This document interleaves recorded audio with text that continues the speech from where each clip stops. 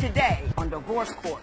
I'm here because I am pregnant with my second child with my boyfriend Anthony, and I am at my last wits end. With the birth of my second child with her, I think it will either bring us closer together or I'm wasting my time right now. He does things, and I said I'm sorry, so now you have to deal with it. My whole perspective is if you forgive me, then forgive me and let's move on instead of bringing up old stuff.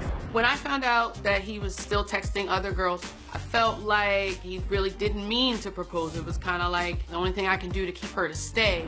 If Anthony doesn't change at this point, we just have to figure out how to co-parent our children. Divorce Court is now in session. Good day, ladies and gentlemen. I'm here today with Raisa Holly and Anthony Jenkins. The two of you have been together for 5 years, engaged for the last 2. You have 1 child together, and Ms. Holly, you are currently pregnant with your second child. You two love each other, are making babies, but aren't sure if you should get married. So you came here before me, you filled out my compatibility test, and gave me your marriage license with permission to tear it up should I feel your union is ill-advised. Ms. Holly, I'm going to start with you. Why don't you tell me a little bit about your relationship and why, after all this time, you're not quite sure Mr. Jenkins is the man for you? Mr. Jenkins and I have been together 5 years, as you stated. About a year into our relationship, one of my exes reached out to me, and it was a very emotional time because I had a loss of a baby about 2 years before I met Mr. Jenkins. I felt like emotionally he wasn't there on the day. It was the due date of the baby. I remember the due date. So he wasn't really there, and when one of my exes had reached out to me, I in turn welcomed the reach out, and we went out to eat. I did not tell Mr. Jenkins where I was going. I did leave the house, but I did not tell him where I was going. While we were there, I kissed him. Nothing happened after the fact. I felt guilty about it. However, I never told Mr. Jenkins about it. I came home, I sat on his lap and cried. He did ask me, you know, what was wrong. Originally, I just told him it was because it was the day of the due date. I didn't tell him what had happened. So you fast forward, we're doing well. Everything was great between us. Can I say something? When I get to you. My bad. I'm sorry. She has to finish her story. You're right. I'm sorry. When we fast forward, everything was going well between us. We ended up getting pregnant ourselves. So we were excited, like really, really excited. Everything was going well. Can I say this? Nobody ends up getting pregnant. It's not like it's something that jumps up off the street on you. You know what I mean? Right. Everybody says we ended up getting pregnant like y'all weren't really involved. You were having unprotected sex and had a baby. I want to clear that up. Go ahead. So we ended up, we became pregnant. We were excited about becoming pregnant. And throughout the pregnancy, we were doing pretty well. We had our moments, of course. I was super emotional.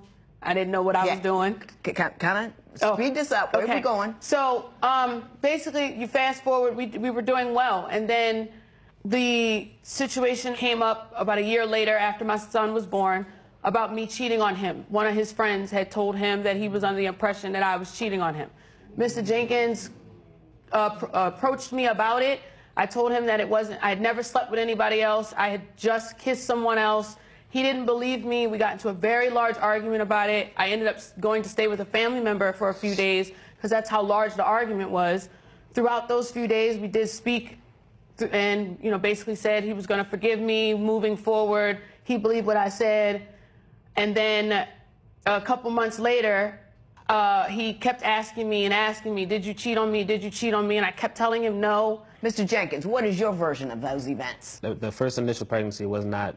It was from a previous relationship. Right. It was not with you. So I wanted to clear that up. But another thing was Ray doesn't just kiss anybody. So she does. We don't even like do passionate kisses like that. So if you're telling me that you just kissed someone, I'm not gonna just be like, oh yeah, she just was kissing someone. I'm just going to believe that.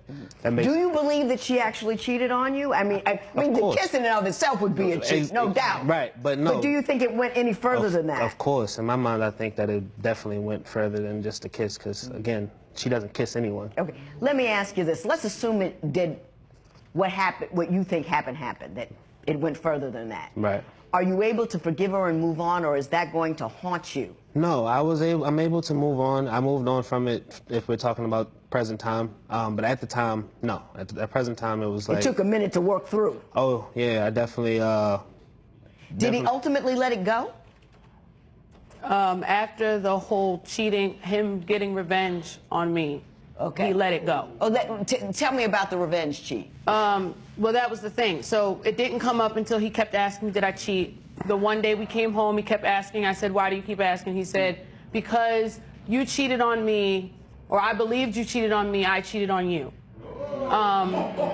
So I was angry only because he led me to believe he was over it and he was done with it. So it was like, well, did you revenge cheat? Is that accurate? Yeah, I did. Okay. It was tit for tat. It was kind of childish. Not kinda. Yeah, well, It it was was childish. childish. It was childish, but I was devastated. So I was like, you did what you did, and I was hurt, so I'm going to do what I did, and I'm going to make sure you felt how I felt. You know, that's no way to have a relationship. So tell me about the proposal. Well, the proposal came after dealing with the baby situation from the cheating.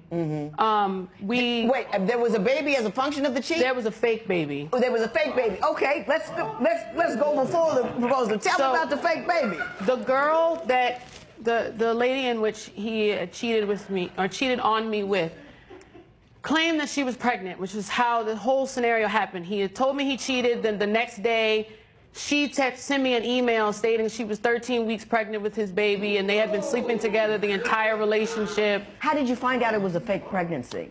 So what happened was we were going through the whole situation, and she had gave me a sonogram or whatever, and that same sonogram was a Google search picture.